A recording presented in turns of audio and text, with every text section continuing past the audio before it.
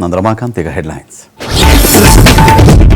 ನೇತ್ರಾವತಿ ನದಿ ತೀರದಲ್ಲಿ ಶವ ಹೂತಿಟ್ಟ ಕೇಸ್, ಎಸ್ಐಟಿ ಠಾಣೆಯಲ್ಲಿ ದೂರುದಾರನ ವಿಚಾರಣೆ. ಕಳೆದ 3 ಗಂಟೆಗಳಿಂದ ಮಾಸ್ಕ್ ಮ್ಯಾನ್ಗೆ ಡ್ರಿಲ್.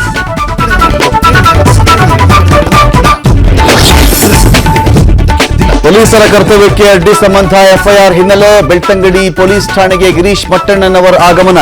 ನಾಳೆ ಮಹೇಶ್ ಶೆಟ್ಟಿ ತಿಮರೋಡಿ ಜಾಮೀನು ನಿರ್ಧಾರ.